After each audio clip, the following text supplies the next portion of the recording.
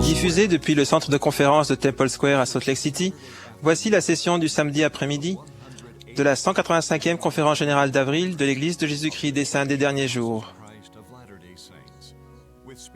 avec des orateurs choisis parmi les autorités générales et les officiers généraux de l'Église.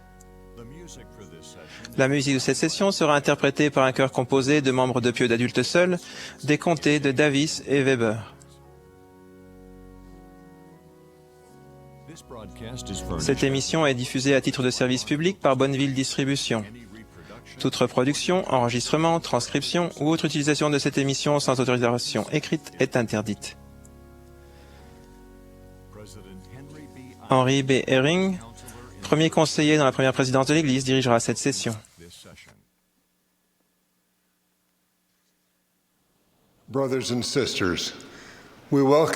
Frères et sœurs, nous vous souhaitons la bienvenue à la session du samedi après-midi de la 185e conférence générale de l'Église de Jésus-Christ des Saints des Derniers Jours. Thomas S. Monson, qui préside cette conférence, m'a demandé de diriger cette session. Nous saluons toutes les personnes qui se trouvent dans cette assemblée ou qui suivent cette réunion à la télévision, à la radio ou sur Internet. Nous souhaitons également la bienvenue aux personnes qui regardent la conférence dans les centres de pieux, dans différentes parties du monde où la conférence est diffusée par satellite. Nous saluons les autorités générales et officiers généraux qui seront présents tout au long de cette conférence. La musique de cette session sera interprétée par un chœur de jeunes adultes seuls, résidant dans les comtés de Davis et Weber, sous la direction de Sonia Sperling, avec Bonnie Goodleaf et Linda Margetts à l'orgue. Le chœur ouvrira cette session en chantant le cantique « Louange à Dieu ». La prière d'ouverture sera ensuite faite par Jean Stevens, première conseillère dans la présidence générale de la primaire.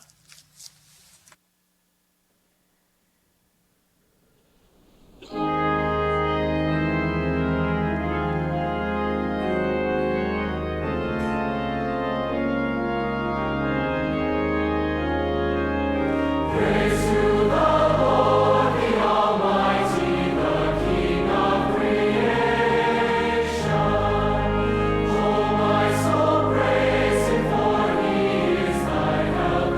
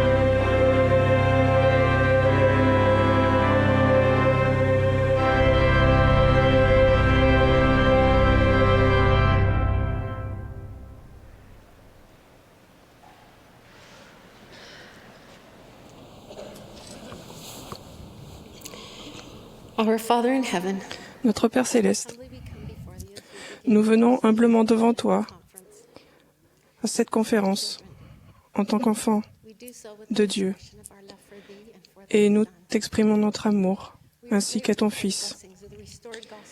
Nous te remercions pour les bénédictions de l'Évangile rétabli de Jésus-Christ qui nous permet de savoir notre but dans cette vie. Nous te remercions pour le prophète Thomas S. Manson. Nous le soutenons de tout notre cœur avec ses conseillers et les 12 et tous ceux qui participent à cette œuvre. Nous prions pour ceux qui participeront cet après-midi par leur message ou par la musique. Et nous prions ainsi pour que l'Esprit se déverse sur nous et que nous recevions le cœur ouvert les messages. À cette époque de Pâques, nous te remercions pour le sacrifice de ton Fils, sa vie parfaite, son obéissance parfaite et son amour parfait qui nous a été donné pour nous racheter. Puissent ces vérités imprégner notre cœur. Et nous prions pour cela au nom de Jésus-Christ. Amen.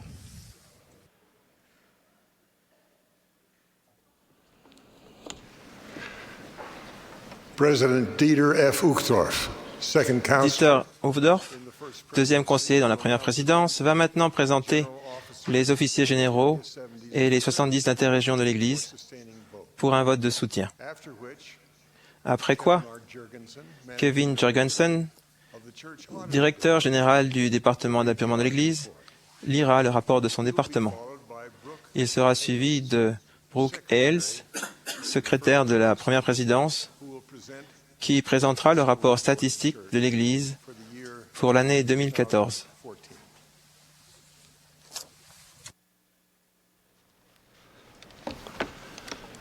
Brothers and sisters, Frères et sœurs, il nous est proposé de soutenir Thomas Spencer Monson comme prophète, voyant et révélateur, et président de l'Église de Jésus-Christ des Saints des Derniers Jours. Henry Benyon Ehring comme premier conseiller dans la première présidence et Dieter Friedrich Uchtdorf comme deuxième conseiller dans la première présidence. Ceux qui sont d'accord peuvent le manifester. S'il y a des avis contraires, veuillez le manifester. Le vote a été noté. Il nous est proposé de soutenir Boyd Kenneth Packer comme président du Collège des 12 apôtres et les membres suivants du dit collège. Boyd Packer, L. Tom Perry, Russell Nelson, Dallin Oaks, Russell Ballard, Richard Scott, Robert Hales, Jeffrey Holland, David Bednar, Quentin Cook, Todd Christopherson et Neil Anderson. Que ceux qui sont d'accord le manifestent. S'il y a des avis contraires, veuillez le manifester. Le vote a été noté. Il nous est proposé de soutenir les conseillers dans la première présidence et les 12 apôtres comme prophètes, voyants et révélateurs. Que tous ceux qui sont d'accord le manifestent. Les avis contraires, s'il y en a, par le même signe. Le vote a été noté. Il nous est proposé de relever, à dater du 1er mai 2015, les 70 d'interrégions suivants. Philip K. Bassi, René J. Caprera, Renato Capelletti, Paul D. M. Christensen, Samuel W. Clark, Rogerio G. R. Cruz, George R. Donaldson, Ini B. Ekong, Christian H. Fingerle, Greg G. Fisher, Jerry L. Garnes, M. Keith Giddens, Alan D. Haney, Joy Jiang Huan, George M. Keel, Vaughn G. Keach, Katsumi Kusume, Germain Laboriel, J. Christopher Lansing, Gustavo Lopez, Dmitry V. Marchenko, Peter F. Mures, T. Jackson Cabela, Hugo Montoya, Valentin F. Nunez, Hei Keun O, Jeffrey E. Olsen, R. Ingvar Olsen, Norbert K. Onlö, Robert N. Pecker, Nathaniel R. Payne, Cesar R. Perez Jr., Michael J. Real, Edson D. G. Ribeiro, Brad K. Reisenmay, Walter C. Selden, Mozart B. Soares, Carlos Solis, Norland Sousa, Vern P. Stanfill, T. Marama Tarati, Kusu Tashiro, Ruben D. Torres, Omar Villalobos, Jack D. Ward, Alan J. Webb, Gerardo J. Wilhelm, Jim L. Wright. Those who wish to join us in Que ceux expressing qui souhaitent se joindre à nous pour exprimer leur reconnaissance à ses frères pour leur excellent service le manifestent. it is proposed Il nous est proposé that we release with de relever gratitude avec une profonde gratitude brothers David L. Beck, David Beck, Larry M. Gibson, Larry Gibson and Randall et Rand Reed, as the young. qui formaient la présidence générale des jeunes gens. We likewise extend Nous annonçons aussi la relève of the Young Men General Board. de toute la présidence générale de la primaire. To extend releases to Sister Jean A.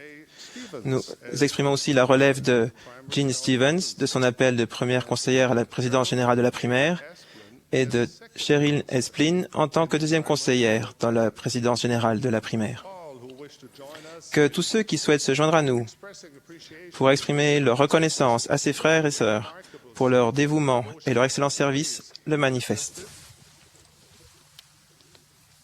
it is proposed Il nous est proposé to sustain de soutenir as new members comme nouveaux membres du premier collège des 70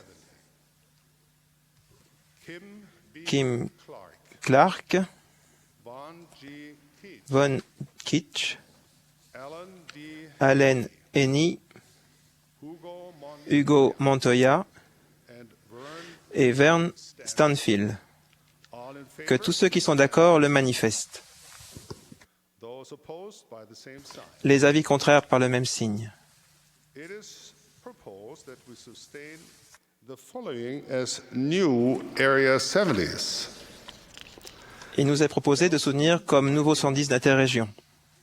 José M. Patasha, Lawrence P. Blanc, Bradford C. Bowen, Mark A. Bragg, Sergio Luis Carboni, Armando Carrion, S. Mark Clay Jr., Z. Dominique Dicaye, Osvaldo R. Diaz, Michael M. Dudley, Mark P. Durham, James E. Evanson, Pascual F. Fortunato, Patricio M. Jufra, Daniel P. Hall, Toru Hayashi, Paul F. Hinze, J.K. Chukwuemeka Igwe, Seung Hoon Ko, Ming Shung Kwan, Johnny L. Leota, Carlo M. Lesano, Joel Martinez, J. Vaughn MacArthur, Kyle S. McKay, Helaman Montejo, A. Fabio Moscoso, Michael R. Murray, Norman R. Nemro, S. Mark Palmer, Ferdinand P. Pangan, Jairus C. Perez, Stephen M. Peterson, Wolfgang Pilz, J. D. Pimentel, John C. Pingree Jr., Edvaldo B. Pinto Jr., Evan R. Schmutz, K. David Scott, Paul H. Sinclair, Benjamin T. Zinju, Rulon F. Stacy, David L. Stapleton, Carl M. Tillman, William R. Titera, Zaiji Tokusawa, Carlos R. Toledo, Cesar E. Villar, Juan Pablo Villar, David T. Warner, Gary K. Wild, and Robert K. William. All in favor, please manifest it. Que tous ceux qui sont d'accord le manifestent. Those opposed, if any. Les avis contraires, s'il y en a. It is proposed that we sustain Il nous est proposé de soutenir Cheryl A. Esplin Cheryl Esplin pour qu'elle serve maintenant en tant que première conseillère dans la présidence générale de la primaire et Marie Durham en tant que deuxième conseillère. Il nous est aussi proposé de soutenir frère Stephen Owen en tant que président général des jeunes gens, avec Douglas D. Holmes comme premier conseiller et Mont Joseph Pro comme deuxième conseiller. Ceux qui sont d'accord peuvent le manifester. S'il y a des avis contraires, veuillez les manifester. Frère Monson, le vote a été noté. Nous invitons les personnes qui ont exprimé des avis contraires à prendre contact avec leur président de pieux. Frères et sœurs, nous vous remercions de votre foi et de vos prières en faveur des dirigeants de l'Église. Nous invitons toutes les nouvelles autorités générales et les nouveaux membres des présidents auxiliaires à prendre place sur l'estrade. Les voici.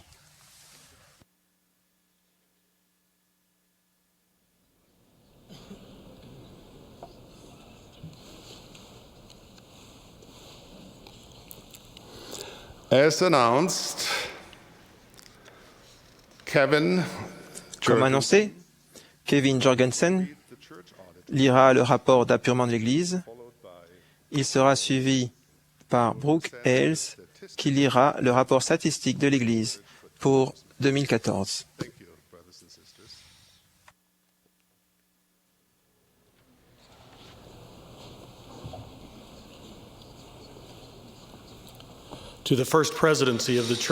À la première présidence de l'Église de Jésus-Christ des Saints des derniers jours. Chers frères, comme le prescrit la révélation de la section 120 des Doctrines et Alliances, c'est le Conseil d'affectation de la dîme, composé de la première présidence, du Collège des 12 apôtres et de l'épiscopat président, qui autorise les dépenses faites à partir des fonds de l'Église. Les départements de l'Église doivent dépenser les fonds selon les budgets approuvés et conformément aux règles et modalités de l'Église. Le département d'appurement de l'Église, qui est composé de professionnels certifiés et est indépendant de tous les autres départements de l'Église, a la responsabilité de faire des appurements dans le but de fournir une assurance raisonnable concernant les contributions reçues et les dépenses faites, et aussi de protéger les biens de l'Église. Suite à nos vérifications, le département d'appurement de l'Église estime que, dans tous leurs aspects significatifs, les dons reçus, les dépenses faites et les ressources de l'Église au cours de l'exercice 2014 ont été enregistrés et administrés conformément aux pratiques comptables appropriées, aux budgets approuvés et aux règles et modalités de l'Église. L'Église applique les habitudes enseignées à ses membres de vivre dans les limites d'un budget, d'éviter les dettes et d'épargner en cas de besoin. Respectueusement, le département d'appurement de l'Église, Kevin R. Jorgensen, directeur général.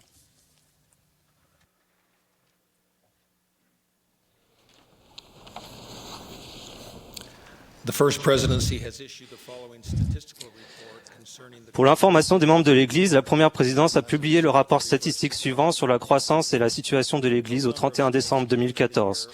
Le nombre total de pieux s'est élevé à 3114, avec 406 missions, 561 districts et 29 621 paroisses et branches. Le nombre total des membres est de 15 372 337. En 2014, le nombre de nouveaux enfants inscrits dans l'Église était de 116 409 et 296 803 convertis baptisés. Au 31 décembre, il y avait 85 147 missionnaires à plein temps et 30 404 missionnaires des services de l'Église dans le monde. 3 temples ont été consacrés en 2014, le temple de Gilbert en Arizona, celui de Fort Lauderdale en Floride et celui de Phoenix en Arizona. Le temple d'Ogden en Utah a été reconsacré en 2014. À la fin de l'année, le nombre total de temples en service était de 144.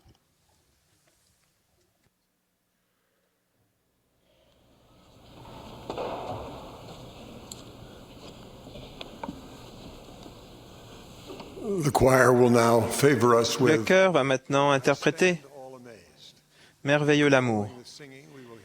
Après le chant, nous entendrons David Bednar et D. Todd Christopherson du Collège des 12 apôtres.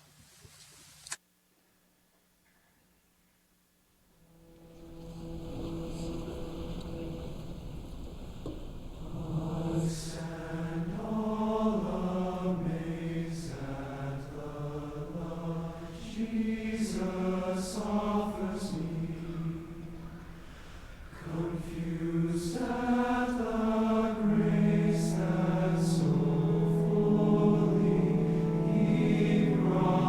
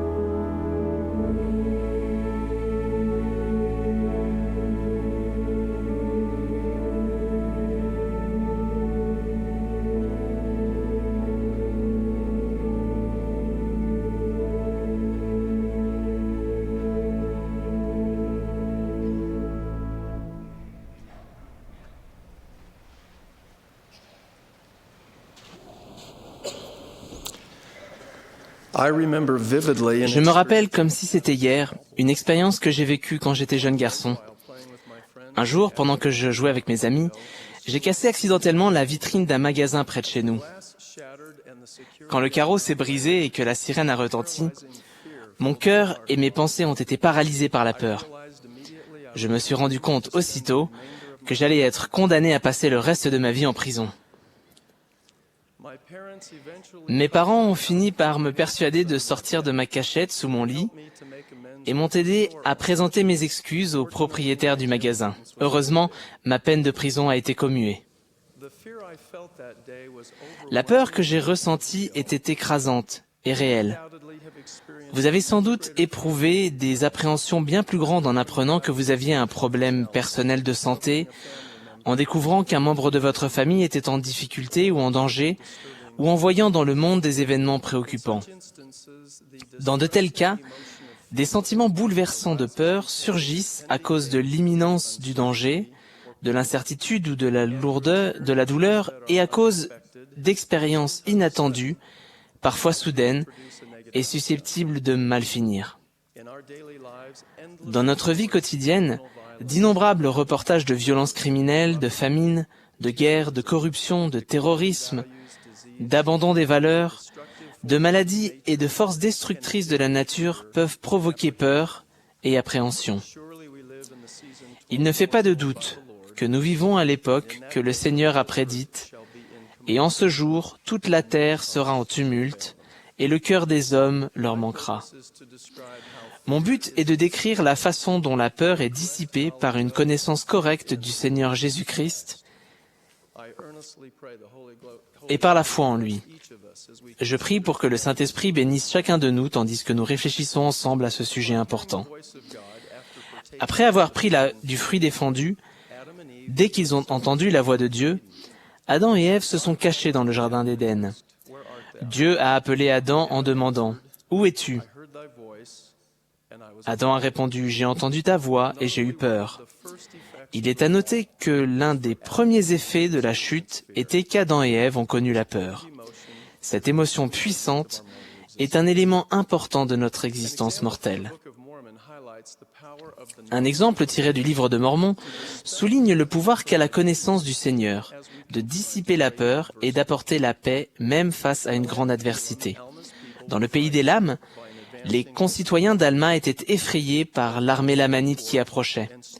Mais Alma s'avança et se tint parmi eux, et les exhorta à ne pas être effrayés, mais à se souvenir du Seigneur leur Dieu, et il les délivrerait. C'est pourquoi ils firent taire leur crainte. Notez que ce n'est pas Alma qui fait taire les craintes du peuple. En fait, Alma conseille aux croyants de se souvenir du Seigneur et de la délivrance que lui seul peut accorder. Et la connaissance de la protection du Sauveur qui veille sur eux a permis aux gens de faire taire leurs craintes. La connaissance correcte du Seigneur et la foi en lui nous donnent le pouvoir de faire taire nos craintes parce que Jésus-Christ est la seule source de paix durable. Il a déclaré « Apprends de moi et écoute mes paroles. Marche dans l'humilité de mon esprit et tu auras la paix en moi. »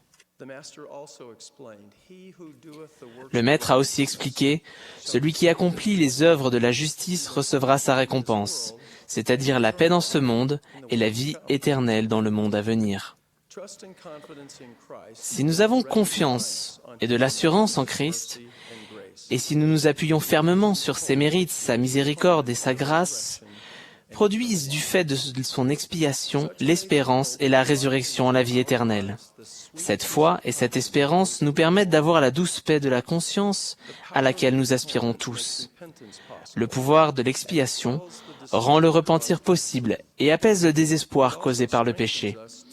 Il renforce aussi notre capacité de voir, d'agir et de devenir bons d'une manière que nous ne pourrions jamais entrevoir ni accomplir avec nos capacités limitées de mortels. Oui, l'une des grandes bénédictions qu'ont les disciples dévoués est la paix de Dieu qui surpasse toute intelligence. La paix que le Christ nous donne permet de voir la condition mortelle dans la perspective précieuse de l'éternité et nous confère une fermeté spirituelle qui nous aide à rester constamment concentrés sur notre destination céleste. Ainsi, nous pouvons avoir la bénédiction de faire taire nos craintes parce que sa doctrine nous donne un but et une direction dans tous les aspects de la vie. Ses ordonnances et ses alliances nous fortifient et nous réconfortent dans les bons moments comme dans les mauvais. Et l'autorité de sa prêtrise nous donne l'assurance que les choses qui comptent le plus peuvent durer dans le temps et l'éternité. Mais pouvons-nous faire taire les craintes qui nous assaillent si facilement et si fréquemment dans le monde contemporain? La réponse à cette question est un oui sans équivoque. Il y a 3 principes de base à observer absolument pour recevoir ces bénédictions dans notre vie. Premièrement, regarder vers le Christ. Deuxièmement, bâtir sur la fondation du Christ. Et troisièmement, aller de l'avant avec foi au Christ. Premièrement, regarder vers le Christ. Le conseil qu'Alma a donné à son fils Élaman s'applique précisément à chacun de nous aujourd'hui. Oui, veille à regarder vers Dieu et à vivre. Nous devons regarder vers le Sauveur et avoir le regard fermement fixé sur lui en tout temps et en tout lieu. Rappelez-vous les apôtres du Seigneur ballottés sur un bateau au milieu de la mer. Jésus est allé vers eux en marchant sur l'eau. Mais ne le reconnaissant pas, ils poussèrent des cris de frayeur. Jésus leur dit, « Rassurez-vous, c'est moi, n'ayez pas peur. » Pierre lui répondit, « Seigneur, si c'est toi, ordonne que j'aille vers toi sur les eaux. » Et il dit, « Viens. » Alors Pierre marcha sur les eaux pour aller vers Jésus. Mais voyant que le vent était fort, il eut peur. Il commença à s'enfoncer et s'écria, « Seigneur, sauve-moi !» Aussitôt Jésus étendit la main, le saisit et lui dit, « Homme de peu de foi, pourquoi as-tu douté ?» Je m'imagine Pierre réagissant avec ferveur et immédiatement à l'invitation du Sauveur. Les yeux fixés sur Jésus, il saute hors de la barque et marche miraculeusement sur l'eau. Ce n'est que lorsque son regard est détourné par le vent et les vagues qu'il prend peur et commence à sombrer. Nous pouvons avoir la bénédiction de vaincre nos craintes et de fortifier notre foi en suivant l'instruction du Sauveur. Tournez-vous vers moi dans chacune de vos pensées. Ne doutez pas, ne craignez pas. Deuxièmement, bâtir sur la fondation du Christ. Élaman a adressé cette exhortation à ses fils Néphi et Léhi. Souvenez-vous, souvenez-vous, que c'est sur le roc de notre Rédempteur, qui est le Christ, le Fils de Dieu, que vous devez bâtir votre fondation, afin que lorsque le diable enverra ses vents puissants, oui, ses traits dans le tourbillon, oui, lorsque toute sa grêle et sa puissante tempête s'abattront sur vous, cela n'ait aucun pouvoir sur vous pour vous entraîner en bas, jusqu'au gouffre de misère et de malheur sans fin, à cause du roc sur lequel vous êtes bâtis, qui est une fondation sûre, une fondation telle que si les hommes construisent sur elle, ils ne peuvent tomber. Frères et sœurs, les ordonnances et les alliances sont les éléments de construction que nous utilisons pour édifier notre vie sur la fondation du Christ et de son expiation. Nous sommes fermement liés au Sauveur quand nous recevons dignement les ordonnances et contractons les alliances, que nous nous souvenons fidèlement de ces engagements sacrés et les honorons, et que nous faisons de notre mieux pour vivre en accord avec les obligations que nous avons acceptées. Et ce lien est source de force spirituelle et de stabilité à toutes les époques de notre vie. Nous pouvons recevoir la bénédiction de faire taire nos craintes lorsque nous établissons fermement nos désirs et nos actes sur la fondation sûre du Sauveur à travers nos ordonnances et nos alliances. Troisièmement, aller de l'avant avec foi au Christ. Néphi a déclaré, « C'est pourquoi vous devez marcher résolument avec constance dans le Christ, ayant une espérance d'une pureté parfaite et l'amour de Dieu et de tous les hommes. C'est pourquoi, si vous marchez résolument, vous faisant un festin de la parole du Christ, et persévérez jusqu'à la fin, voici, ainsi dit le Père, vous aurez la vie éternelle. La persévérance et la rigueur décrites dans ce verset sont le résultat d'une compréhension et d'une vision spirituelle, de persistance et de patience, et de la grâce de Dieu. Le fait d'exercer notre foi en Jésus-Christ, en son saint nom, de nous soumettre humblement à sa volonté et à son calendrier dans notre vie, et de reconnaître sa main en toutes choses suscite les choses paisibles du royaume de Dieu, qui apportent la joie et la vie éternelle. Même lorsque nous rencontrons des difficultés et faisons face aux incertitudes de l'avenir, nous pouvons persévérer avec joie et mener une vie paisible et tranquille en toute piété et honnêteté. Nous pouvons avoir la bénédiction de faire taire nos craintes en recevant le courage qui nous est donné lorsque nous apprenons et appliquons les principes de l'Évangile et que nous allons résolument de l'avant sur le chemin d'alliance.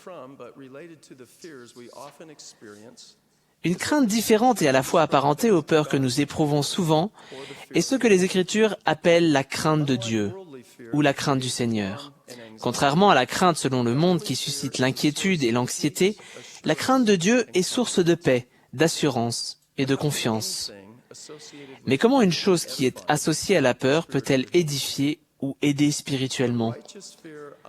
La crainte juste que j'essaie de décrire inclut un profond sentiment de révérence, de respect et d'admiration à l'égard du Seigneur Jésus-Christ. Et l'attente impatiente, l'obéissance à ses commandements et l'attente impatiente du jugement dernier et de la justice qu'il rendra. Par conséquent, la crainte de Dieu naît d'une compréhension correcte de la nature et de la mission divine du Seigneur Jésus-Christ, d'une disposition à soumettre notre volonté à la sienne, et du fait de savoir que chaque homme et chaque femme devront rendre compte de leurs propres péchés au jour du jugement.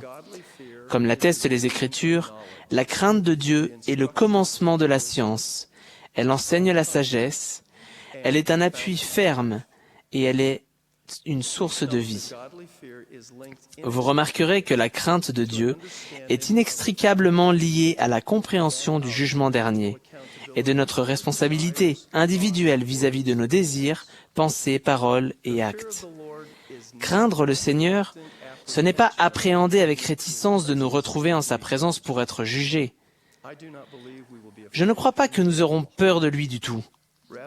En fait, c'est la perspective de devoir, en sa présence, regarder en face les choses qui nous concernent telles qu'elles sont vraiment et avoir la connaissance parfaite de toutes nos justifications, prétextes et égarements. À la fin, nous n'aurons plus aucune excuse. Quiconque a vécu ou vivra ici-bas comparaîtra devant la barre de Dieu pour être jugé par lui selon ses œuvres, qu'elles soient bonnes ou qu'elles soient mauvaises. Si nous avons désiré la justice et fait de bonnes œuvres, alors la barre du jugement sera agréable. Et au dernier jour, notre récompense sera la justice. À l'inverse, si nos désirs se sont portés sur le mal, et si nos œuvres ont été mauvaises, alors nous redouterons la barre du jugement. Nous n'oserons pas lever les yeux vers notre Dieu, et nous serions heureux si nous pouvions commander aux rochers et aux montagnes de tomber sur nous pour nous cacher de sa présence. Et au dernier jour, notre récompense sera le mal. Comme le résume l'Ecclésiaste, « Crains Dieu et observe ses commandements. C'est là ce que doit tout homme. Car Dieu amènera toute œuvre en jugement, au sujet de tout ce qui est caché, soit bien, soit mal. » Mes chers frères et sœurs, la crainte de Dieu dissipe la crainte humaine. Elle apaise même l'inquiétude qui nous hante de ne jamais être capable d'être suffisamment bons spirituellement et de ne jamais être à la hauteur des conditions et des attentes du Seigneur. En réalité, nous ne pouvons jamais l'être si nous ne comptons que sur nos propres capacités et accomplissements. Nos œuvres et nos désirs seuls ne nous sauvent pas. Une fois que nous avons fait tout ce que nous pouvons, nous ne sommes sauvés que par la miséricorde et la grâce résultant du sacrifice expiatoire infini et éternel du Sauveur. Il ne fait pas de doute que nous croyons que grâce au sacrifice expiatoire du Christ, tout le genre humain peut être sauvé en obéissant aux lois et aux ordonnances de l'Évangile. Craindre Dieu, c'est l'aimer et avoir confiance en lui. Lorsque nous craignons Dieu davantage, nous l'aimons plus parfaitement. Et l'amour parfait bannit la crainte. Je vous fais la promesse que la lumière de la crainte de Dieu chassera les ténèbres des craintes humaines. Si nous regardons vers le Sauveur, si nous bâtissons sur sa fondation, et si nous allons de l'avant sur son chemin d'alliance avec engagement et consécration. J'aime et je révère le Seigneur. Son pouvoir et sa paix sont réels. Il est notre Rédempteur et je témoigne qu'il vit. Et grâce à lui, notre cœur n'a pas à être troublé ou à s'alarmer, et nous aurons la bénédiction de pouvoir faire taire nos craintes. J'en témoigne au nom sacré de Jésus-Christ. Amen.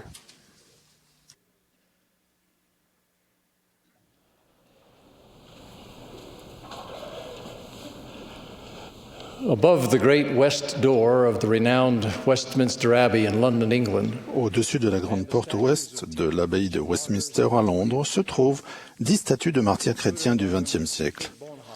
Dietrich Bonhoeffer, brillant théologien allemand, né en 1906, en fait partie. Ce dernier critiqua ouvertement la dictature nazie et son traitement des Juifs et des autres peuples. Il fut emprisonné pour son opposition active et fut finalement exécuté dans un camp de concentration. Dietrich Bonhoeffer était un écrivain très prolifique, et certaines de ses œuvres les plus connues sont des lettres que les gardes compatissants l'ont aidé à faire sortir clandestinement de prison, qui ont été publiées plus tard sous le titre « Lettres et notes de captivité ». Une de ces lettres était adressée à sa nièce avant son mariage. Elle comprenait cette perspective importante, je cite, « Le mariage est plus grand que votre amour réciproque. Dans votre amour, vous vous voyez tous deux seuls au monde. Dans le mariage, vous êtes un maillon dans la chaîne des générations que Dieu fait vivre et mourir pour sa gloire et qu'il appelle dans son royaume. Dans votre amour, vous ne voyez que le ciel de votre bonheur personnel. Mais dans le mariage, vous êtes placé à un poste de responsabilité à l'égard du monde et de l'humanité. Votre amour n'appartient qu'à vous, et personnellement. Le mariage, lui, est quelque chose de supra-personnel. Il est un état, un ministère. Tout comme c'est la couronne qui fait le roi et non sa volonté de régner, ainsi c'est le mariage et non votre amour l'un pour l'autre qui vous unit devant Dieu et devant les hommes. Ainsi l'amour vient de vous, et le mariage, lui, vient d'en haut, de Dieu. Fin de citation. does marriage between a man and a woman transcend their love for one another and their own happiness to become a post of responsibility towards the world and mankind? De quelle manière le mariage entre un homme et une femme transcende-t-il leur amour l'un pour l'autre et leur propre bonheur les place à un poste de responsabilité à l'égard du monde et de l'humanité? En quoi vient-il d'en haut de Dieu? Pour comprendre, nous devons remonter au commencement. Les prophètes ont révélé que nous existions tout d'abord en tant qu'intelligence et que Dieu nous a formés en nous donnant un corps d'esprit. Et nous sommes ainsi devenus ses enfants d'esprit, des fils et des filles de parents célestes. Un temps est venu dans cette existence prémortelle des esprits où, afin de réaliser son désir, que nous ayons la possibilité de progresser comme lui, notre Père Céleste a préparé un plan qui nous le permettrait. Dans les Écritures, on l'appelle de diverses manières, notamment le plan de salut, le grand plan du bonheur et le plan de rédemption. Les deux objectifs principaux de ce plan ont été expliqués à Abraham en ces termes.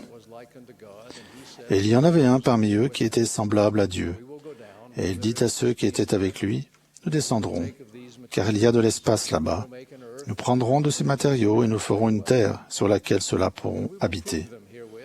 Nous les mettrons ainsi à l'épreuve pour voir s'ils feront tout ce que le Seigneur leur Dieu leur commandera. Ceux qui gardent leur premier état recevront davantage. Ceux qui gardent leur second état recevront plus de gloire sur leur tête pour toujours et à jamais. Grâce à notre Père Céleste, nous étions déjà devenus des êtres d'esprit. Il nous offrait à présent un moyen de compléter ou perfectionner cet être. L'ajout de cet élément physique est essentiel pour avoir une plénitude de l'existence et de la gloire que Dieu lui-même possède.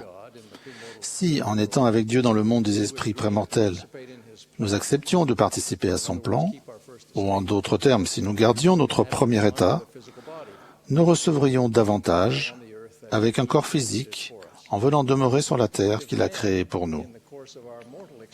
Si au cours de notre existence mortelle, nous choisissions alors de faire tout ce que le Seigneur notre Dieu nous commanderait, nous garderions notre second état.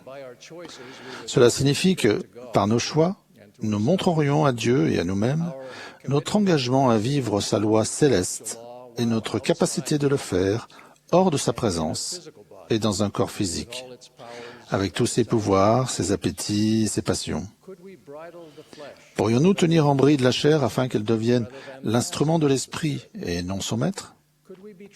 Pourrions-nous nous voir confier dans le temps et dans l'éternité des pouvoirs divins, notamment le pouvoir de créer la vie? Vaincrions-nous individuellement le mal? Ceux qui le feraient recevraient plus de gloire sur leur tête pour toujours et à jamais. Un aspect très important de cette gloire étant un corps ressuscité, immortel et glorifié. Il n'est pas étonnant que nous ayons poussé des cris de joie en découvrant ces possibilités et ces promesses magnifiques. 4 choses au moins étaient nécessaires à la réussite de ce plan divin. La première était la création de la terre où nous demeurerions. Quels que soient les détails du processus de la création, nous savons qu'elle n'a pas été accidentelle, mais qu'elle a été dirigée par Dieu le Père et mise en œuvre par Jésus-Christ. Toutes choses ont été faites par lui, et rien de ce qui a été fait n'a été fait sans lui. La deuxième était la condition mortelle. Adam et Ève ont agi pour tous ceux qui avaient choisi de participer au grand plan du bonheur de notre Père. Leur chute a créé les conditions nécessaires à notre naissance physique et à une expérience mortelle et une progression hors de la présence de Dieu. Avec la chute est venue la connaissance du bien et du mal et le pouvoir divin de choisir. Finalement, la chute a apporté la mort physique nécessaire pour rendre notre condition mortelle temporaire, afin que nous ne vivions pas dans nos péchés pour toujours. La troisième était la rédemption de la chute. Nous voyons le rôle de la mort dans le plan de notre Père Céleste. Mais ce plan serait vain s'il n'existait pas un moyen de vaincre la mort physique et spirituelle à la fin. Ainsi, un Rédempteur, le Fils unique de Dieu, Jésus-Christ, a souffert et est mort pour expier la transgression d'Adam et Ève, offrant ainsi la résurrection et l'immortalité à tous. Et puisqu'aucun de nous n'aurait été parfaitement et constamment obéissant à la loi de l'Évangile, son expiation nous rachète aussi de nos péchés si nous nous repentons.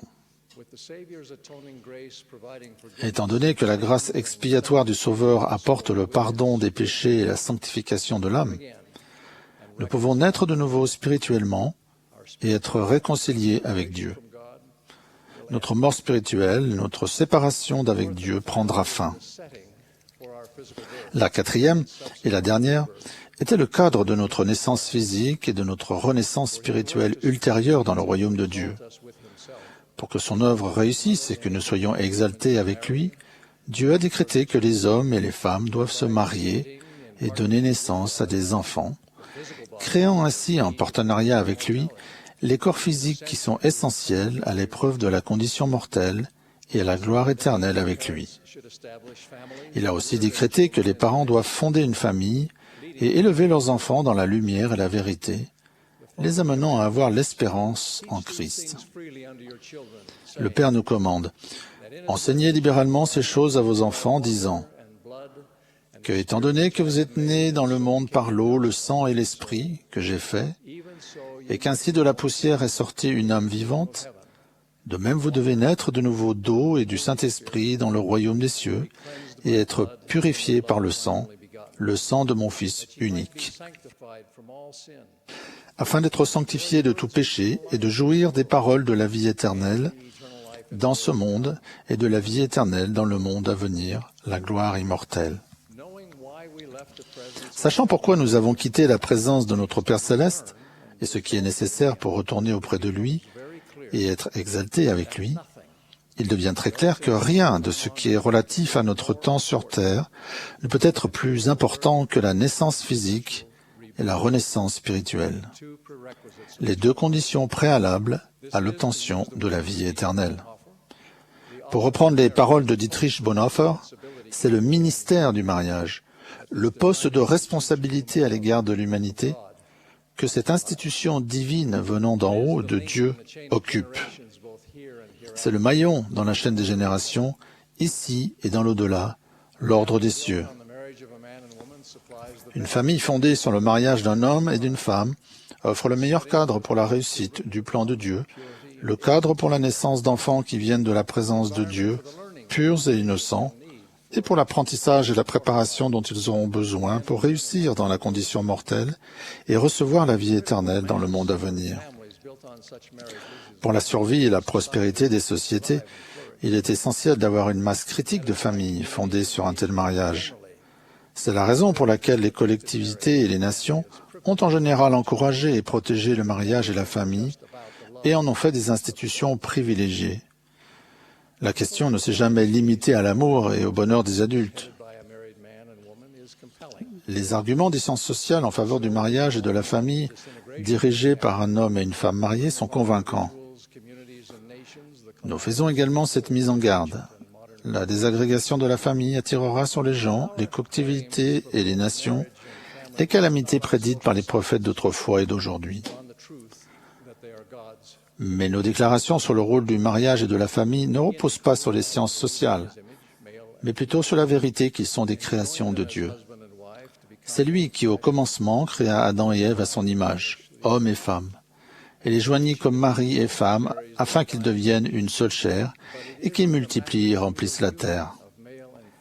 Chaque individu porte en lui l'image divine, mais c'est dans l'union matrimoniale de l'homme et de la femme que nous parvenons peut-être à la signification la plus complète de notre création à l'image de Dieu, hommes et femmes. Ni nous, ni aucun autre mortel ne peut modifier cet ordre divin du mariage. Ce n'est pas une invention humaine. Ce mariage vient véritablement d'en haut, de Dieu, et est une partie intégrante du plan du bonheur, au même titre que la chute et l'expiation. Dans le monde prémortel, Satan se rebella contre Dieu et son plan, et son opposition ne fait que s'intensifier. Il se bat pour dissuader les gens de se marier et de fonder une famille. Et lorsqu'un mariage est contracté et qu'une famille est créée, il fait ce qu'il peut pour les perturber. Il attaque tout ce qui est sacré concernant la sexualité humaine, la séparant violemment du cadre du mariage grâce à un étalage de pensées et d'actions immorales qui semble infini. Il cherche à convaincre les hommes et les femmes qu'on peut ignorer ou abandonner le mariage et les priorités familiales, ou du moins les faire passer après la carrière professionnelle, les autres accomplissements et la quête de l'accomplissement de soi et de la liberté individuelle. De toute évidence, l'adversaire est satisfait quand les parents négligent d'enseigner à leurs enfants à avoir foi au Christ, à se convertir et à naître de nouveau. Frères et sœurs, il y a beaucoup de choses qui sont bonnes, beaucoup qui sont importantes, mais il n'y en a que peu qui sont essentielles. Déclarer les vérités fondamentales relatives au mariage et à la famille n'est pas oublier ou amoindrir les sacrifices ou les succès des personnes pour qui cet idéal n'est pas une réalité pour le moment. Certains d'entre vous n'ont pas la bénédiction de se marier en raison d'un manque de possibilités acceptables, d'une attirance pour les personnes du même sexe, de handicaps physiques ou mentaux, ou simplement de la peur de l'échec, qui pour le moment du moins assombrit la foi. Ou peut-être avez-vous été marié, mais vous avez divorcé, et vous vous retrouvez seul à gérer ce que deux personnes peuvent à peine supporter ensemble. Certains d'entre vous qui êtes mariés ne peuvent pas avoir d'enfants malgré un désir irrésistible et des prières ferventes. Néanmoins, tout le monde a des dons, tout le monde a des talents, et tout le monde peut contribuer au déploiement du plan divin dans chaque génération. On peut accomplir beaucoup de bien, beaucoup de choses essentielles, et parfois tout ce qui est nécessaire pour maintenant, dans des situations qui ne sont pas idéales. Tant d'entre vous font du mieux qu'ils peuvent. Et lorsque vous, qui portez les fardeaux les plus lourds de la condition mortelle, prenez la défense du plan de Dieu pour l'exaltation de ses enfants, nous sommes tous prêts à vous suivre. Nous témoignons avec confiance que l'expiation de Jésus-Christ a anticipé toutes les privations et toutes les pertes des personnes qui se tournent vers lui et les compensera à la fin. Aucun n'est prédestiné à recevoir moins que tout ce que le Père a pour ses enfants. Une jeune mère m'a récemment confié sa peur de ne pas être à la hauteur de cet appel des plus importants. J'ai senti que les problèmes qui l'inquiétaient étaient petits et qu'elle n'avait pas besoin de se faire du souci. Elle s'en sortait très bien. Mais je savais que son seul désir était de plaire à Dieu et d'honorer sa confiance. Je lui ai adressé des paroles de réconfort, et dans mon cœur j'ai prié Dieu, son Père céleste, de la fortifier par son amour et de lui témoigner son approbation quand elle accomplissait son œuvre. C'est là ma prière pour nous tous aujourd'hui. Puissions-nous tous recevoir l'approbation du Seigneur. Puisse le mariage et la famille prospérer, et que notre lot soit au nom de recevoir une plénitude de ses bénédictions dans la condition mortelle. Puisse la grâce du Seigneur apporter le bonheur maintenant et la foi dans les promesses certaines à venir. Au nom de Jésus-Christ. Amen.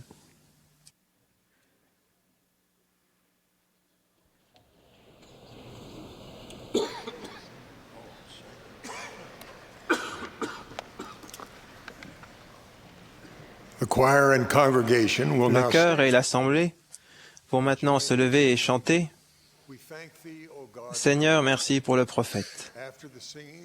Après le chant, nous entendrons Wilford Anderson, Dale Renlund et Michael Ringwood des 70.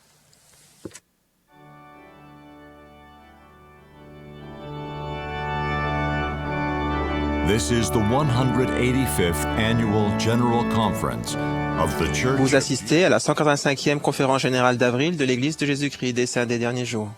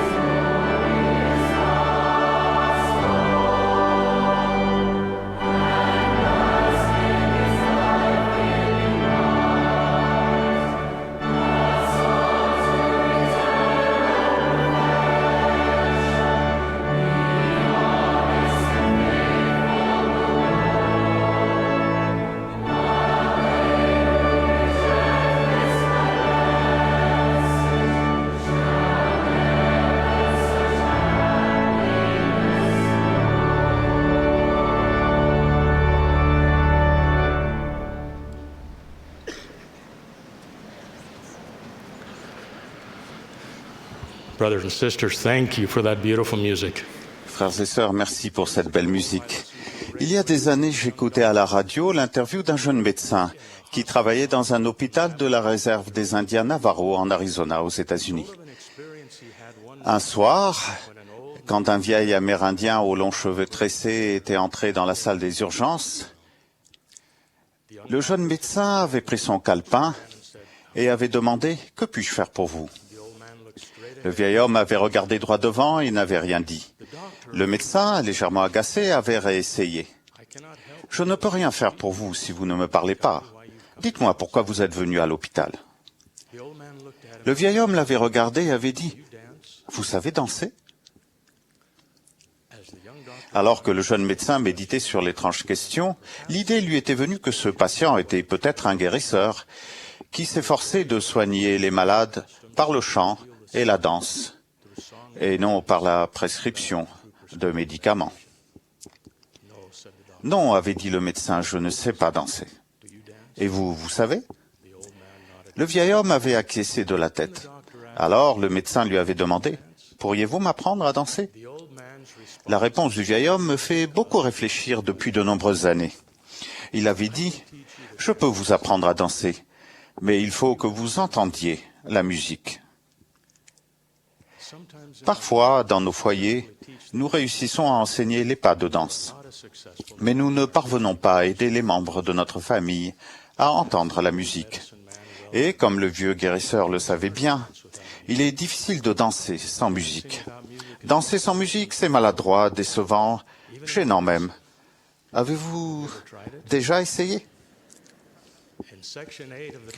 Dans la section 8 des Doctrines et Alliances, le Seigneur enseigne à Joseph Smith et à Oliver Cowdery « Oui, voici, je te le dirai dans ton esprit et dans ton cœur, par le Saint-Esprit qui viendra sur toi et qui demeurera dans ton cœur. » Nous apprenons les pas de danse avec notre intellect, mais nous entendons la musique avec notre cœur. Les pas de danse de l'Évangile sont les choses que nous faisons. La musique de l'Évangile est le sentiment spirituel joyeux qui vient du Saint-Esprit. Il apporte un changement de cœur et est la source de tous les désirs justes. Les pas de danse exigent de la discipline, mais nous ne pouvons goûter la joie durable de la danse que lorsque nous parvenons à entendre la musique. Certains se moquent des membres de l'Église pour ce que nous faisons. C'est compréhensible. Les personnes qui dansent semblent souvent étranges ou maladroites aux yeux de celles qui n'entendent pas la musique. Vous êtes-vous déjà arrêté à un feu rouge à côté d'une voiture dont le chauffeur danse et chante à tue-tête ? Mais vous n'entendez rien, parce que votre vitre est fermée. Étrange, en effet. Si nos enfants apprennent les pas de danse sans apprendre à entendre et à ressentir la belle musique de l'Évangile, au fil du temps, ils trouveront la danse gênante et soit arrêteront de danser, soit, ce qui est presque aussi mauvais, continueront de danser uniquement du fait de la pression qu'exercent les personnes qui dansent autour d'eux. La difficulté pour tous ceux d'entre nous qui cherchent à enseigner l'Évangile est d'étendre le programme d'études au-delà des pas de danse. Le bonheur de nos enfants dépend de leur capacité d'entendre et d'aimer la belle musique de l'Évangile. Comment faire ? D'abord, nous devons maintenir notre vie réglée sur la bonne fréquence spirituelle. Autrefois, avant l'ère du numérique, nous trouvions notre station de radio préférée en tournant délicatement le bouton jusqu'à ce que l'alignement sur la fréquence de notre station soit parfait. En approchant du chiffre, nous n'entendions que des parasites. Mais quand l'alignement était enfin parfait, nous entendions clairement notre musique préférée. Dans la vie, nous devons nous aligner sur la bonne fréquence afin d'entendre la musique de l'Esprit. Lorsque nous recevons le don du Saint-Esprit après le baptême, nous sommes remplis de la musique céleste qui accompagne la conversion. Notre cœur est changé et nous n'avons plus de disposition à faire le mal, mais à faire continuellement le bien. Mais l'Esprit ne supporte pas la méchanceté, l'orgueil ou l'envie. Si nous perdons cette influence délicate, les riches accords de l'Évangile peuvent devenir vite dissonants et peuvent finir par être réduits au silence. Alma pose cette question poignante. Si vous avez ressenti le désir de chanter le cantique de l'amour rédempteur, je vous le demande, pouvez-vous le ressentir maintenant? Parents, si notre vie détonne avec la musique de l'Évangile, nous devons l'accorder. Comme le président Monson nous l'a enseigné en octobre dernier, nous devons considérer le chemin par où nous passons. Nous savons comment faire. Nous devons suivre le même chemin que celui que nous avons emprunté la première fois que nous avons entendu les accords célestes de la musique de l'Évangile. Nous exerçons la foi au Christ, nous nous repentons, nous prenons la Sainte Seine, nous ressentons plus fortement l'influence du Saint-Esprit, et la musique de l'Évangile recommence à se faire entendre dans notre vie. Deuxièmement, quand nous-mêmes nous entendons la musique, nous faisons de notre mieux pour la jouer dans notre foyer. Ce n'est pas quelque chose que l'on peut imposer. Aucun pouvoir, aucune influence ne peuvent ou ne devraient être exercés en vertu de la prêtrise ou en vertu du fait que je suis le père ou la mère ou le plus grand ou celui qui parle le plus fort, autrement que par la persuasion, par la longanimité, par la gentillesse et la douceur, par l'amour sincère et par la bonté. Pourquoi ces attributs produiraient-ils un pouvoir et une influence plus grands dans notre foyer? Parce que ce sont les attributs qui favorisent la présence de l'Esprit, du Saint-Esprit. Ce sont les attributs qui accordent notre cœur à la musique de l'Évangile. Lorsqu'ils sont présents, les pas de danse sont exécutés plus naturellement et plus joyeusement par tous les danseurs de la famille, sans qu'il y ait besoin de menaces ou de contraintes.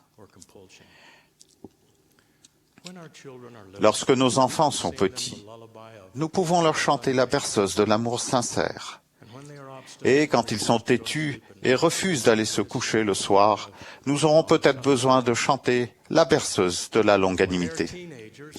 Quand ils sont adolescents, nous pouvons nous déconnecter de la cacophonie des disputes et des menaces et au contraire jouer la belle musique de la persuasion et peut-être chanter le deuxième couplet de la berceuse de la longanimité. Les parents peuvent jouer en parfaite harmonie les attributs jumeaux que sont la gentillesse et la douceur. Nous pouvons inviter nos enfants à chanter en chœur avec nous, tandis que nous faisons preuve de gentillesse à l'égard d'un voisin qui est dans le besoin. Cela ne va pas arriver tout d'un coup. Comme tous les musiciens accomplis le savent, il faut un entraînement diligent pour jouer de la belle musique. Si les premiers efforts pour faire de la musique semblent dissonants, rappelez-vous que la dissonance ne se corrige pas par la critique. La dissonance dans un foyer est comme l'obscurité dans une pièce. Il ne sert pas à grand-chose de la réprimander. On ne peut la remplacer que par l'introduction de la lumière. Alors, si les bases de votre foyer sont trop fortes, ou si les cordes sont un peu trop stridentes, ou si ces impétueux piccolos ne sont pas en harmonie, ou sont incontrôlables, soyez patient. Si vous n'entendez pas la musique de l'Évangile dans votre foyer, souvenez-vous de ces 4 mots. Continuez de vous entraîner. Avec l'aide de Dieu, le jour viendra où la musique de l'Évangile emplira votre foyer d'une joie ineffable. Même si elle est bien jouée, la musique ne résoudra pas tous nos problèmes. Il y aura toujours des crescendo et des décrescendo dans notre vie, des staccato et des legato. Telle est la nature de la vie sur la planète Terre. Mais si nous ajoutons de la musique au pas de danse, les rythmes parfois compliqués du mariage et de la vie de famille ont tendance à se diriger vers un équilibre harmonieux. Même nos problèmes peuvent ajouter une tonalité mélancolique riche et des motifs émouvants. La doctrine de la prêtrise commencera à se distiller sur notre âme comme la rosée des cieux. Le Saint-Esprit sera notre compagnon constant et notre sceptre, une allusion claire au pouvoir et à l'influence, sera un sceptre immuable de justice et de vérité. Et notre domination sera une domination éternelle. Et, sans moyen de contrainte, elle affluera vers nous, pour toujours et à jamais. Puisse-t-il en être ainsi dans la vie de chacun de nous et dans chacun de nos foyers. C'est là ma prière. Au nom de Jésus-Christ. Amen.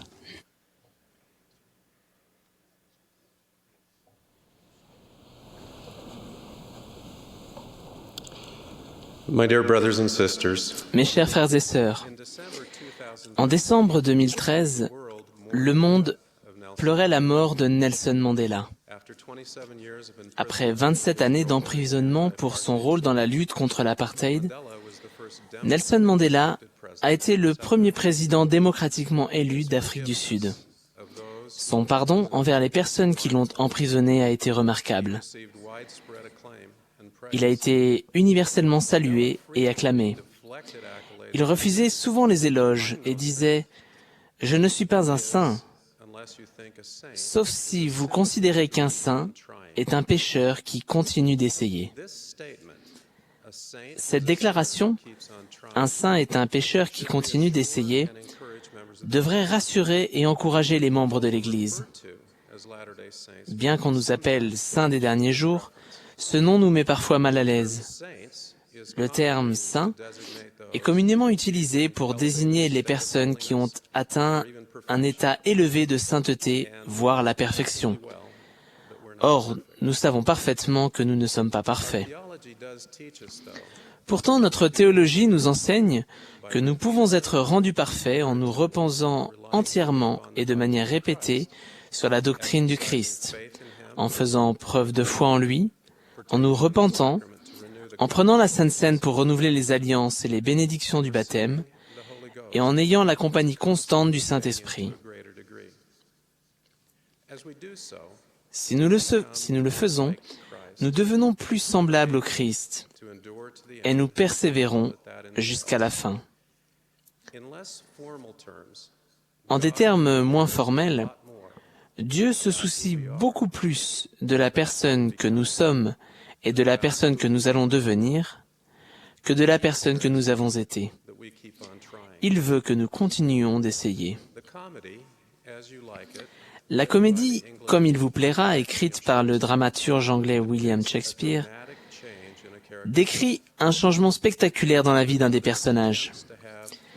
Un frère aîné tente de faire assassiner son frère cadet. Bien qu'ayant connaissance de cela, le plus jeune frère sauve son frère aîné malfaisant d'une mort certaine. Quand le frère aîné apprend cette preuve de compassion imméritée, il change totalement et pour toujours et connaît ce que l'auteur appelle une conversion. Plus tard, plusieurs femmes abordent le frère aîné et lui demandent « Est-ce bien vous qui aviez tant de fois comploté de faire périr votre frère ?» Le frère aîné répond « C'était moi, mais ce n'est plus moi.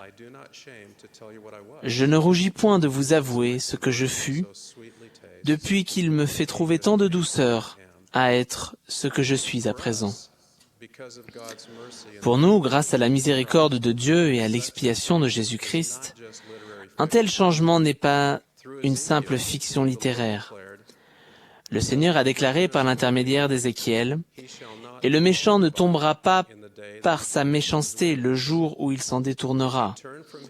S'il revient de son péché et pratique la droiture et la justice, s'il rend le gage, s'il restitue ce qu'il a ravi, s'il suit les préceptes qui donnent la vie, sans commettre l'iniquité, il vivra. Tous les péchés qu'il a commis seront oubliés.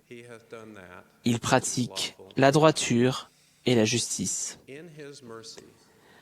Dans sa miséricorde, Dieu a promis le pardon si nous nous repentons et nous détournons de l'iniquité, au point que nos péchés seront oubliés. Pour nous, grâce à l'expiation du Christ et à notre repentir, nous pouvons regarder notre passé et dire « C'était moi, mais ce n'est plus moi ». Aussi méchants que nous avons été, nous pouvons dire « C'était la personne que j'étais, mais je ne suis plus cette méchante personne. Thomas S. Monson a enseigné: l'un des plus grands dons que Dieu nous fait est la joie d'essayer encore, car aucun échec ne doit jamais être définitif. Même si nous avons fait le choix délibéré de pécher ou avons connu de nombreux échecs et déceptions, au moment où nous décidons d'essayer encore, l'expiation du Christ peut nous aider. Et nous devons nous souvenir que ce n'est pas le Saint-Esprit qui nous dit que nous sommes tombés si bas qu'il vaut mieux abandonner. Le désir que Dieu a que les saints des derniers jours continuent d'essayer va au-delà de la victoire sur le péché. Que nos souffrances soient causées par des relations troublées, des difficultés financières, ou la maladie, ou par les péchés d'autres personnes, l'expiation infinie du Sauveur peut même, et peut-être tout particulièrement, guérir les personnes innocentes qui ont souffert. Il comprend parfaitement ce que c'est de souffrir innocemment des conséquences de la transgression d'autrui. Selon la prophétie, le Sauveur viendra guérir ceux qui ont le cœur brisé, donner un diadème au lieu de la cendre, une huile de joie au lieu du deuil et un vêtement de louange au lieu d'un esprit abattu. Quelle que soit la situation, avec son aide, Dieu veut que les saints des derniers jours continuent d'essayer. Tout comme Dieu se réjouit lorsque nous persévérons, de même, il est déçu lorsque nous ne reconnaissons pas que les autres essayent aussi. Notre cher ami Toba a raconté comment sa mère Julia lui a enseigné cette leçon. Julia et Toba étaient parmi les premiers convertis noirs d'Afrique du Sud. Après la fin de l'apartheid, les membres blancs et noirs de l'Église ont été autorisés à aller ensemble à l'Église. Pour beaucoup, l'interaction entre les races était quelque chose de nouveau et difficile. Un jour, en allant à l'Église, Julia et Toba ont ressenti qu'elles n'étaient pas traitées avec gentillesse par certains membres blancs. En partant, Toba s'est plainte à sa mère.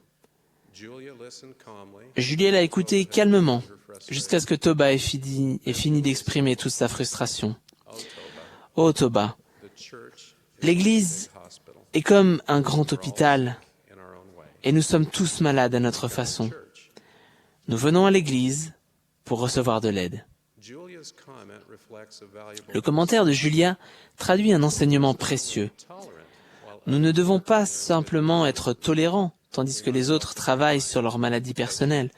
Nous devons aussi faire preuve de gentillesse, de patience, les soutenir et être compréhensifs. Tout comme il nous encourage à continuer d'essayer, de même, Dieu attend de nous que nous accordions aux autres la possibilité de faire de même, à leur propre rythme.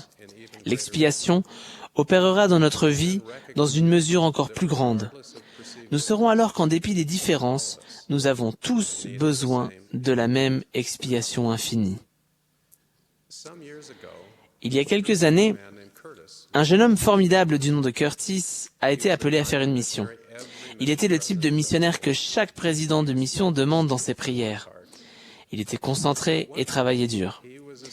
À un moment, on lui a donné pour compagnon un missionnaire qui était immature, maladroit socialement et pas particulièrement enthousiasmé par l'œuvre missionnaire. Un jour qu'ils étaient à vélo, Curtis a regardé en arrière et a vu que son compagnon était descendu de son vélo sans raison apparente et marchait. En silence, Curtis a exprimé sa frustration à Dieu. Quelle corvée c'était d'avoir un compagnon qu'il devait traîner pour accomplir quoi que ce soit. Quelques instants plus tard, Curtis a reçu une profonde inspiration, comme si Dieu lui disait « Tu sais, Curtis, comparé à moi, tous les deux, vous n'êtes pas si différents. »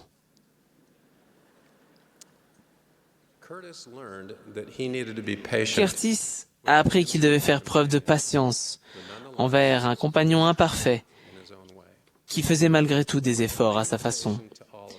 Mon invitation à nous tous est que nous évaluions notre vie, nous repentions et continuions d'essayer. Si nous n'essayons pas, we're just latter-day sinners. nous ne sommes que des pécheurs des derniers If jours. we don't persevere, we're Si nous ne persévérons pas, nous sommes des lâcheurs des derniers jours. allow others to try. Et si nous ne permettons pas aux autres d'essayer, Latter-day nous sommes des hypocrites des derniers jours.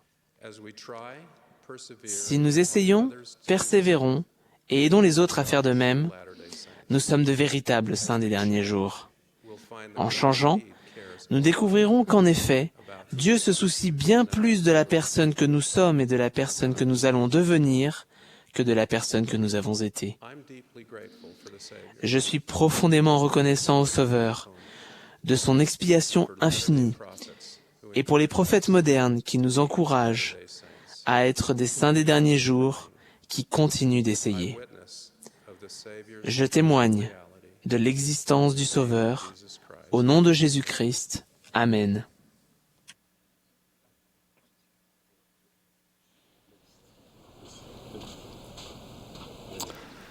Il y a eu hélas une époque de ma vie où j'étais motivé par les titres et l'autorité.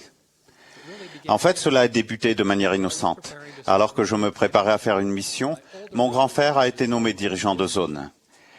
J'avais entendu tant de choses positives à son sujet que je ne pouvais pas m'empêcher de vouloir qu'on dise les mêmes à mon sujet. J'espérais avoir le même poste et j'ai sans doute prié pour cela. Heureusement, au cours de ma mission, j'ai appris une grande leçon. Elle m'a été rappelée lors de la dernière conférence. En octobre, Dieter Hurdorf a dit « Au cours de ma vie, j'ai eu l'occasion de côtoyer certains des hommes et des femmes les plus compétents et les plus intelligents de ce monde. Quand j'étais plus jeune, j'étais impressionné par les personnes cultivées, accomplies, reconnues et acclamées par le monde. Mais les années passant, je me suis finalement rendu compte que je suis beaucoup plus impressionné par les âmes merveilleuses et bénies qui sont vraiment bonnes et dénuées de tromperie. Mon héros du livre de Mormon, Chiblon, est un parfait exemple d'âme merveilleuse et bénie qui était vraiment bonne et dénuée de tromperie. C'était l'un des fils d'Alma le Jeune. On connaît mieux ses frères Élaman, qui allait suivre les traces de son père en tant que gardien des annales et prophète de Dieu, et Corianton, qui est connu comme un missionnaire qui avait besoin des conseils de son père. À Élaman, Alma a écrit 77 versets. À Corianton, Alma a consacré 91 versets. À Chiblon, son deuxième fils, Alma a écrit environ 15 versets. Pourtant, ces paroles, rapportées dans ces 15 versets, sont puissantes et instructives. Et maintenant, mon fils, j'ai l'assurance que tu seras pour moi une grande joie à cause de ta stabilité et de ta fidélité à Dieu. Car de même que tu as commencé dans ta jeunesse à regarder vers le Seigneur, ton Dieu, de même j'espère que tu continueras à garder ses commandements. Car béni est celui qui persévère jusqu'à la fin. Je te dis, mon fils, que tu as déjà été une grande joie pour moi à cause de ta fidélité et de ta diligence et de ta patience et de ta longanimité parmi le peuple. En plus de parler à Chiblon, Alma a également parlé de lui à Corianton. Il a dit, « N'as-tu pas observé la stabilité de ton frère, sa fidélité, sa diligence à garder les commandements de Dieu? Voici, ne t'a-t-il pas donné le bon exemple ?» Il semble que Chiblon ait été un fils qui voulait plaire à son père et faisait ce qui était juste pour les bonnes raisons, plutôt que pour les louanges, l'obtention d'un poste, du pouvoir, des éloges ou de l'autorité. Et l'amant devait savoir et respecter cela chez son frère, puisqu'il lui a confié les annales sacrées qu'il avait reçues de son père. Il est clair qu'Élaman lui faisait confiance, parce que c'était un homme juste, qui marchait en droiture devant Dieu, et s'appliquait à faire continuellement le bien, à respecter les commandements du Seigneur. Ce qui semble vraiment caractéristique de Chiblon. Il y a peu de choses écrites à son sujet du temps où il a reçu les annales sacrées, jusqu'au moment où il les a transmises à Élaman, fils d'Élaman. Chiblon était vraiment bon et dénué de tromperie. Il a fait don de son temps, de ses talents et de ses efforts pour aider et édifier les autres, par amour pour Dieu et pour ses semblables. Il est parfaitement décrit par les paroles de Spencer Kimball. Les femmes et les hommes nobles sont toujours plus soucieux de servir que de dominer.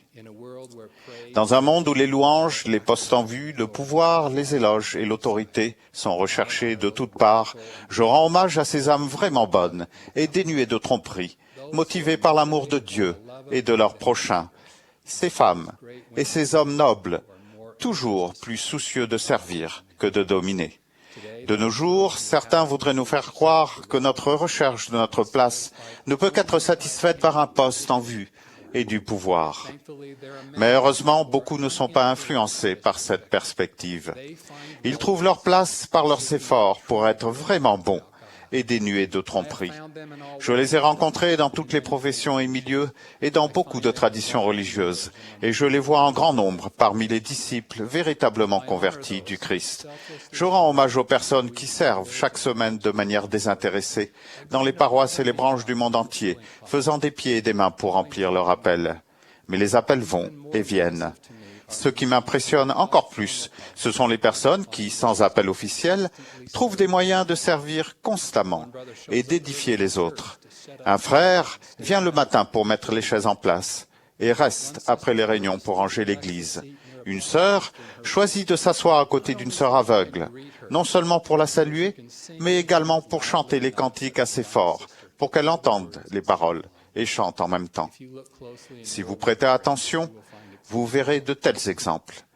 Il y a toujours des membres qui semblent savoir qui a besoin d'aide et quand l'offrir. J'ai sans doute appris ma première leçon sur les saints vraiment bons et dénués de tromperie quand j'étais jeune missionnaire. J'avais été muté dans un nouveau secteur avec un collègue que je ne connaissais pas. J'avais entendu les autres missionnaires dire qu'il n'avait jamais reçu d'appel de dirigeant et qu'il avait des difficultés avec le coréen, malgré sa présence dans le pays depuis longtemps. Mais en apprenant à le connaître, j'ai découvert qu'il était l'un des missionnaires les plus fidèles et obéissants que j'ai connus. Il étudiait quand c'était le moment d'étudier, il travaillait quand c'était le moment de travailler. Il quittait l'appartement à l'heure et revenait à l'heure. Il étudiait le coréen avec diligence, bien que la langue soit particulièrement difficile pour lui. Quand j'ai compris que les commentaires que j'avais entendus à son sujet n'étaient pas vrais, j'ai ressenti que ce missionnaire était jugé à tort comme n'ayant pas du succès. Je voulais dire à toute la mission ce que j'avais découvert sur lui. J'ai fait part à mon président de mission de mon désir de corriger ce malentendu. Sa réponse a été « Notre Père sait que ce jeune homme est un bon missionnaire, et je le sais aussi. » Puis il a ajouté « Et maintenant, vous le savez aussi. Alors, qui d'autre a besoin de le savoir ?» Ce président de mission plein de sagesse m'a enseigné ce qui importe le plus dans le service. Et ce ne sont pas les louanges, les postes en vue, le pouvoir, les éloges ou l'autorité. C'était une grande leçon pour un jeune missionnaire qui était trop centré sur les titres. Avec cette leçon à l'esprit, j'ai commencé à faire une rétrospective de ma vie et à voir combien de fois j'avais été influencé par des hommes et des femmes qui à l'époque ne possédaient aucun grand titre ni aucun grand poste. L'une de ces âmes semblables à Chiblon était l'instructeur du séminaire. Cet homme bon n'a enseigné le séminaire que 2 ou 3 ans, mais il a ouvert mon cœur d'une manière qui m'a aidé à acquérir un témoignage. Il n'était pas l'instructeur le plus populaire de l'école, mais il était toujours préparé, et son influence sur moi a été forte et durable. L'une des rares fois où j'ai vu cet homme au cours des 40 années qui ont suivi a été quand il est venu me voir aux obsèques de mon père. Vraiment, ce n'était pas un acte motivé par la recherche d'un titre ou du pouvoir. Je rends hommage à cet instructeur dévoué et à beaucoup d'autres comme lui, qui sont véritablement bons et dénués de tromperie. Je rends hommage à l'instructeur de l'école du dimanche qui ne se contente pas d'instruire ses élèves le dimanche, mais les instruit et les influence, en les invitant à se joindre à sa famille pour le petit déjeuner. Je rends hommage aux dirigeants des jeunes qui assistent aux activités sportives et culturelles des jeunes gens et des jeunes filles. Je rends hommage aux hommes qui écrivent des notes d'encouragement à leurs voisins, et à la femme qui ne se contente pas d'envoyer des cartes de Noël, mais les donne en main propre aux membres de sa famille et à ses amis qui ont besoin qu'on leur rende visite. Je rends hommage au frère qui emmène en promenade son voisin atteint de la maladie d'Alzheimer, donnant ainsi à lui et à sa femme un changement d'air plus que nécessaire. Ces choses ne sont pas faites pour les louanges et les éloges. Ces hommes et ces femmes ne sont pas motivés par la possibilité de recevoir des titres ou de l'autorité. Ils sont disciples du Christ, vont de lieu en lieu faisant du bien. Et tout comme Chiblon, essaient de plaire à leur Père Céleste. Je suis attristé d'entendre que des personnes arrêtent de servir ou de venir à l'Église lorsqu'elles sont relevées d'un appel ou ne sont pas retenues pour un poste ou un titre. J'espère qu'un jour elles apprendront la même leçon que j'ai apprise quand j'étais jeune missionnaire, que le service qui compte le plus est en général seulement reconnu par Dieu. Dans notre quête de notre intérêt personnel, Avons-nous oublié l'intérêt de notre Père céleste? Certains pourront dire, mais j'ai tellement de chemin à parcourir pour devenir comme les personnes que vous avez décrites. La bonne nouvelle de l'évangile de Jésus-Christ est que le désir de notre cœur peut être transformé et que nos motivations peuvent être éduquées et raffinées. Lorsque nous nous faisons baptiser dans la véritable bergerie de Dieu, nous entamons le processus qui fera de nous de nouvelles créatures. Chaque fois que nous renouvelons l'alliance du baptême en prenant la Sainte Seine, nous faisons un pas de plus vers cet objectif final. En persévérant dans cette alliance, nous acquérons la force de pleurer avec ceux qui pleurent et de consoler ceux qui ont besoin de consolation. Nous trouvons dans cette alliance la grâce qui nous permet de servir Dieu et de respecter ses commandements, qui inclut d'aimer Dieu de tout notre cœur et d'aimer notre prochain comme nous-mêmes. Dans cette alliance, Dieu et le Christ viennent à notre secours pour que nous puissions secourir les personnes qui en ont besoin. Tout ce que je veux dans la vie, c'est plaire à mes pères, mon Père terrestre et mon Père céleste, et devenir plus semblable à Chiblon. Je remercie mon Père céleste pour les âmes semblables à Chiblon, dont l'exemple nous offre à moi et à nous tous de l'espérance. Dans leur vie, nous voyons un témoignage de l'amour de notre Père céleste et d'un Sauveur aimant et compatissant. J'ajoute mon témoignage au leur, avec l'engagement de m'efforcer d'être plus semblable à eux. Au nom de Jésus-Christ, Amen.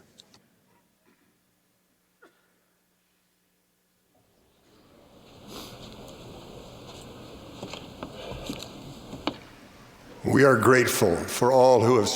sommes reconnaissants à toutes les personnes qui se sont adressées à nous cet après-midi et de la belle musique qui a été interprétée. Nous rappelons aux frères que la réunion générale de la prêtrise commencera au centre de conférence ce soir à 18h, heure d'été de Salt Lake City. La diffusion nationale de l'émission du Cœur du Tabernacle Mormon aura lieu demain matin de 9h30 à 10h, heure d'été de Salt Lake City. La session du dimanche matin de la conférence suivra immédiatement. Le dernier orateur de cette session sera Quentin Cook du Collège des 12 Apôtres. Après son discours, le chœur terminera cette réunion en chantant « Mettons de l'ardeur ». Ensuite, Randy Funk des 70 fera la prière de clôture.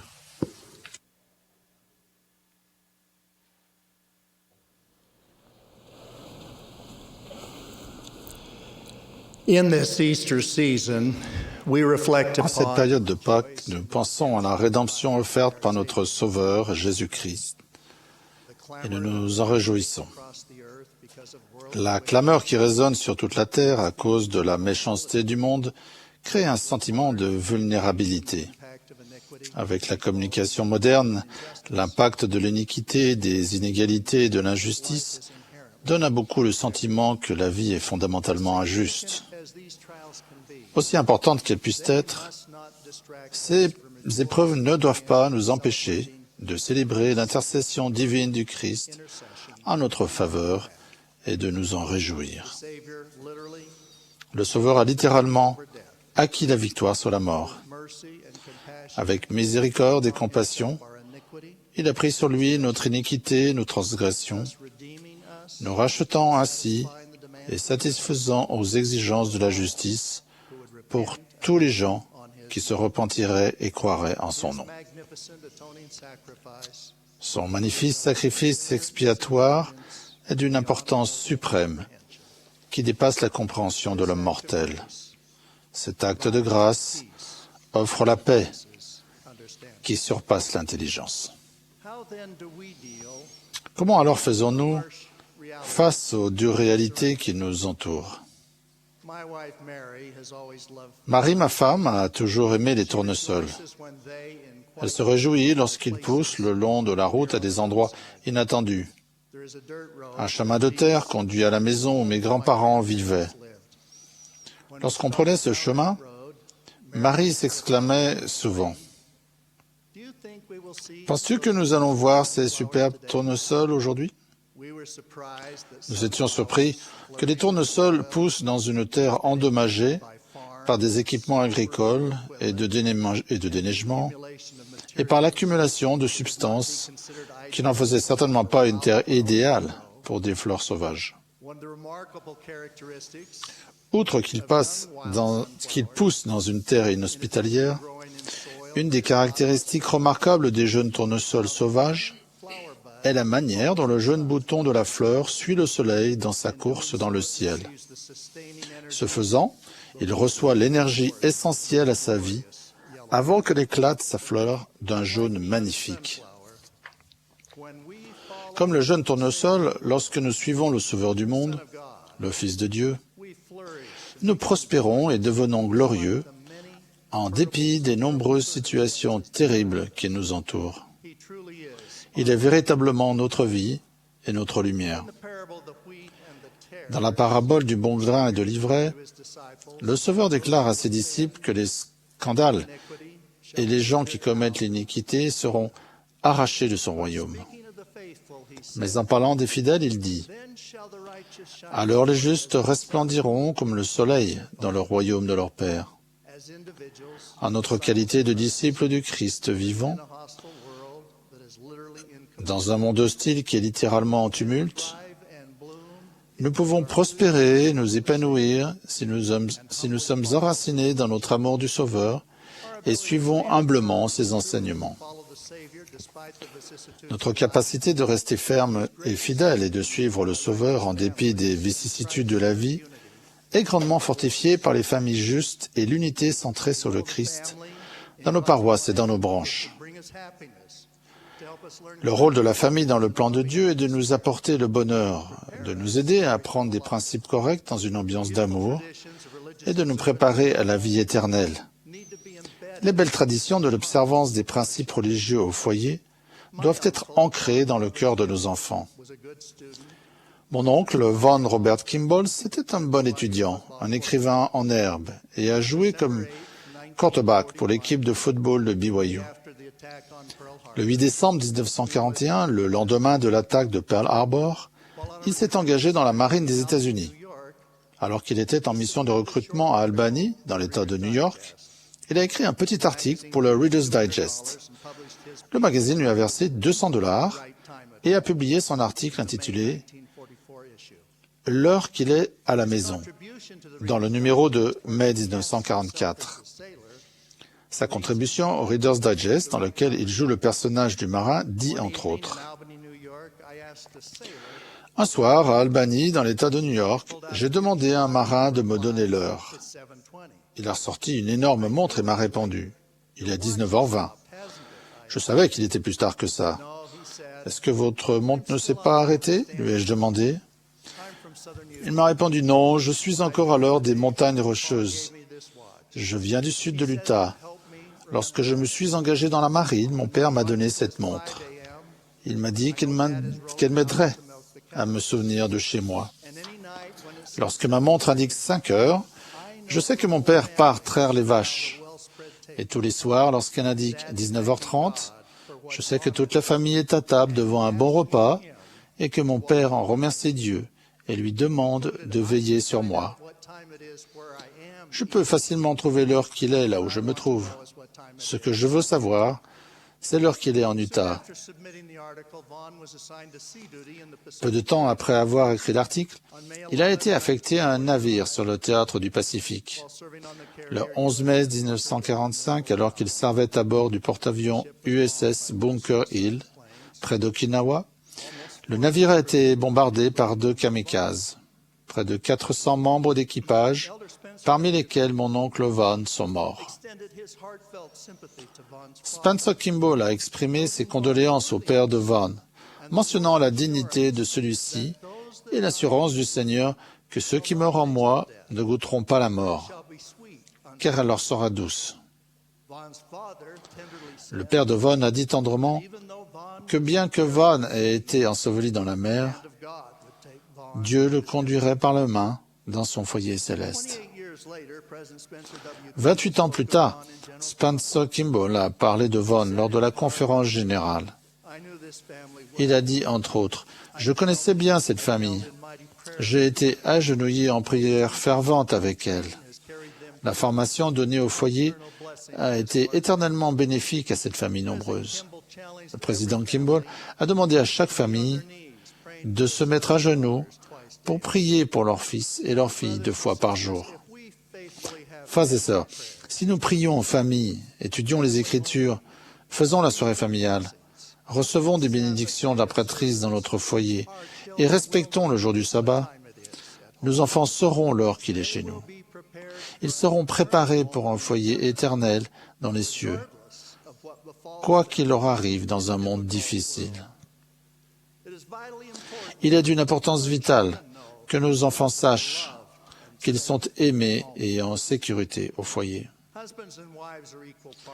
Le mari et la femme sont des partenaires égaux. Ils ont des responsabilités différentes, mais complémentaires. La femme peut donner le jour à des enfants, ce qui apporte des bénédictions à toute la famille. Le mari peut recevoir la prêtrise, ce qui apporte des bénédictions à toute la famille. Mais au sein du conseil de famille, le mari et la femme, en leur qualité de partenaires égaux, prennent les décisions les plus importantes. Ils décident de la manière dont ils vont instruire et discipliner les enfants, de la manière dont l'argent va être dépensé, où ils vont vivre, et de bien d'autres choses relatives à la famille. Ils prennent ces décisions conjointement, après avoir demandé au Seigneur de les guider. L'objectif est d'avoir une famille éternelle. La lumière du Christ implante la nature éternelle de la famille dans le cœur de tous ses enfants. Un de mes auteurs préférés, qui n'est pas membre de l'Église, l'a dit de cette manière. Il y a tant de choses superflues dans la vie. Mais la famille est ce qui est réel, ce qui est la chose concrète, celle qui est éternelle, celle sur laquelle il faut veiller, celle dont il faut prendre soin et à laquelle il faut être loyal. L'Église nous aide à nous concentrer sur le Sauveur en tant que famille unie. Outre la famille, le rôle de l'Église est lui aussi important. L'Église fournit l'organisation et les moyens pour enseigner l'Évangile du Christ à tous les enfants de Dieu. Elle apporte l'autorité de la prêtrise pour accomplir les ordonnances du salut et de l'exaltation pour toutes les personnes qui sont dignes et qui sont disposées à les accepter. Dans le monde, les querelles et l'iniquité sont omniprésentes et l'on accorde beaucoup d'importance aux cultures divergentes et à l'inégalité. Dans l'Église, à l'exception des unités de langues étrangères, la répartition de nos paroisses et de nos branches est strictement géographique. Nous ne faisons pas de division selon des classes ou des rangs. Nous nous réjouissons du mélange de toutes les races et de toutes les cultures dans une assemblée de fidèles. La famille que forme notre paroisse est importante pour notre progression, notre bonheur et nos efforts personnels pour être davantage semblables au Christ. Les cultures divisent souvent les gens et sont parfois une source de violence et de discrimination. Le livre de Mormon utilise les termes les plus marquants pour décrire les traditions des pères méchants qui conduisent à la violence, à la guerre, à des actes pervers, à l'iniquité et même à la destruction de peuples et de nations. Il n'y a pas de meilleur point de départ dans les Écritures que 4 défis pour trouver une description de la culture de l'Église qui est essentielle pour nous tous. Le peuple fut entièrement converti au Seigneur sur toute la surface du pays, tant les Néphites que les Lamanites. Il n'y avait pas de querelle ni de controverse parmi eux, et tous les hommes pratiquaient la justice les uns envers les autres. Et assurément, il ne pouvait y avoir de peuple plus heureux parmi tout le peuple qui avait été créé par la main de Dieu. L'absence de querelle est attribuée à l'amour de Dieu qui demeurait dans le cœur du peuple. C'est la culture à laquelle nous aspirons.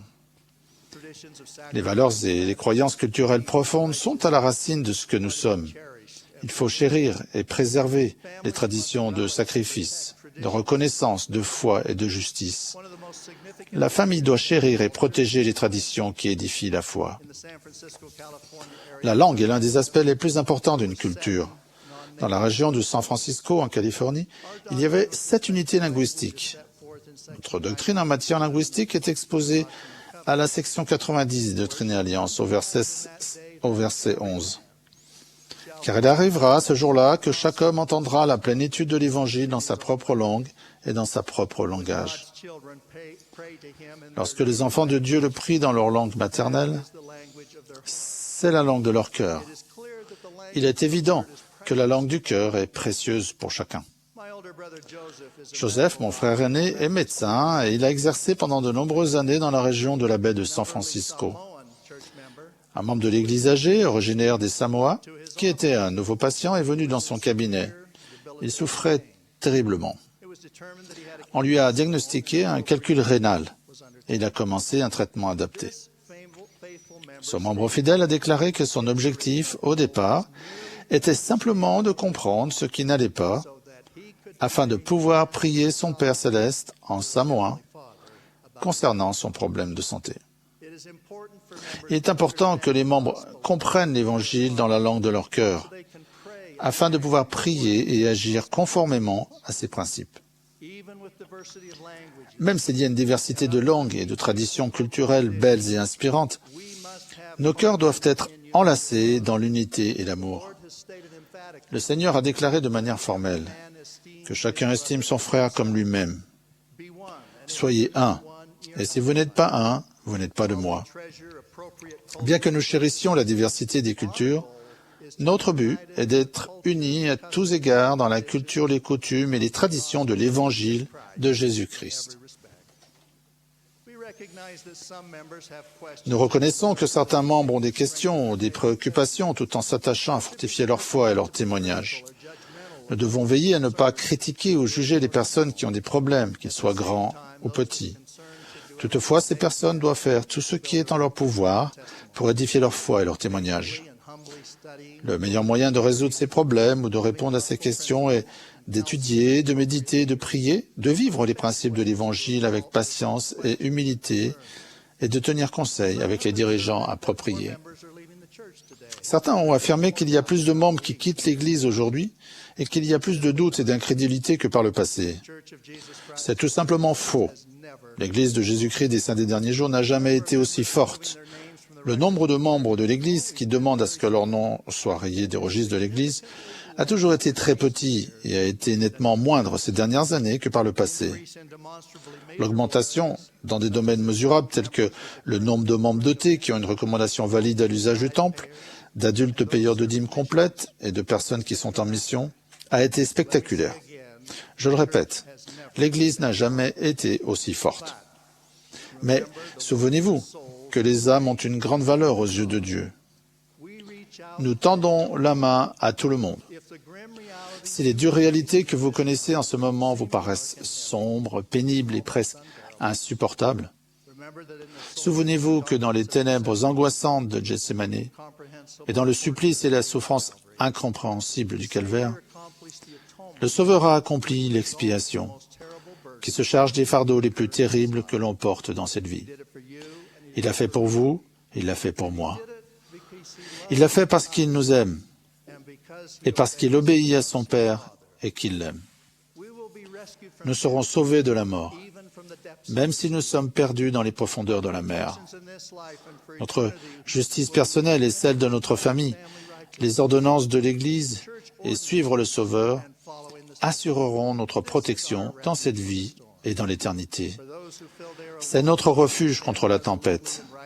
Vous qui avez l'impression d'être seul, vous pouvez rester ferme dans la justice, sachant que l'expiation vous protégera et vous bénira au-delà de votre compréhension.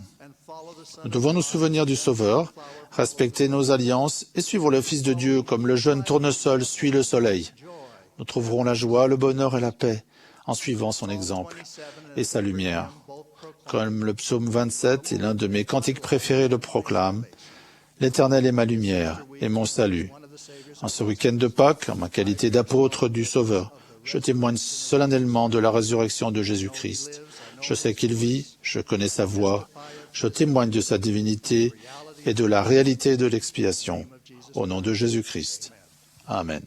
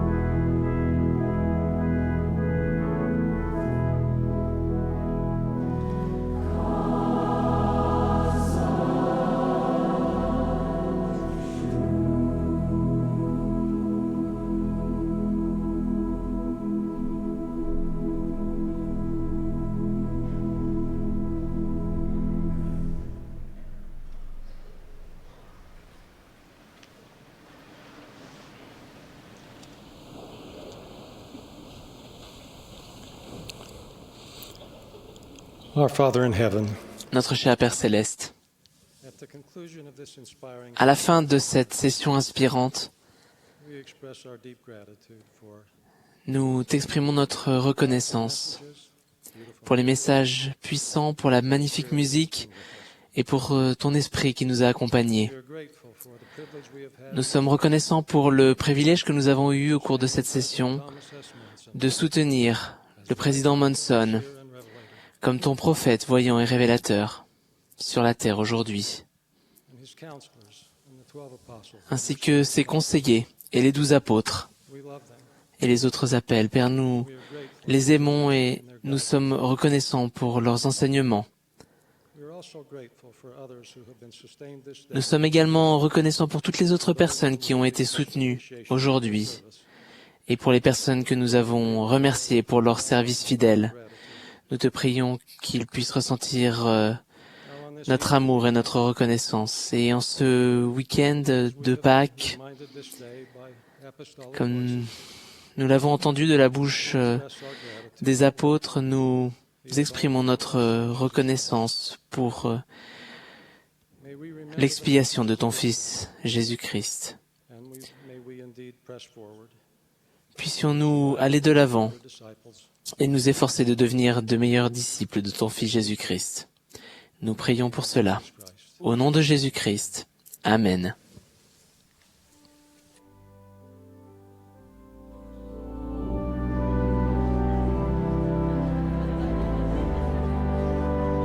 This has been a broadcast of the 185th annual Vous venez d'assister à une session de la 185e conférence générale d'avril de l'Église de Jésus-Christ des Saints des Derniers Jours. Les orateurs étaient choisis parmi les autorités générales et les officiers généraux de l'Église. La musique de cette session était interprétée par un chœur composé de membres de pieux d'adultes seuls des comtés de Davis et Weber. Cette émission a été diffusée à titre de service public par Bonneville Distribution. Toute reproduction, enregistrement, transcription ou autre utilisation de cette émission sans autorisation écrite est interdite.